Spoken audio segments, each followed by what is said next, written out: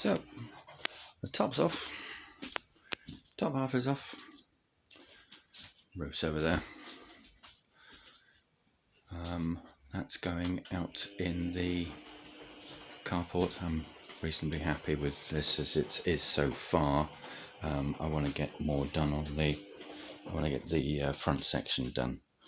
So I did that wrap yesterday. It went 1.5 times round, so this back half is doubled in this, but this is a single layer.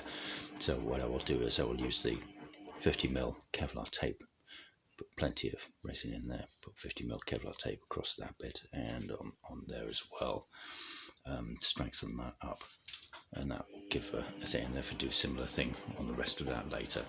But I don't have to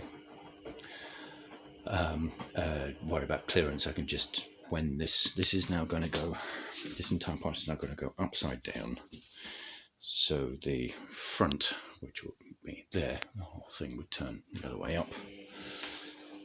That will then be in the middle again, on, but this time instead of being on the rear that way, it'll be on the front that way.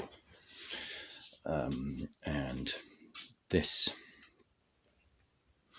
where is it? Those bolts, that would then also be upright, and those bolts would go in those, as long as I don't push them too far in. It's that tube there, that one there, that tube there goes on there, and then that goes in there. So as long as I put that in only a small amount, so that it comes out to about here, yeah, so only that much, we should be fine. I'm getting some M10 nuts, so I'll be able to put an M10 nut on the middle of that bolt to stop it from sliding off, and then we can carry on.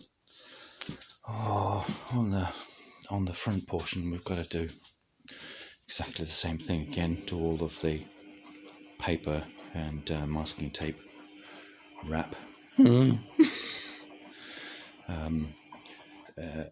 Perhaps some hot gluing, and then get on with it. But this has got to go outside, so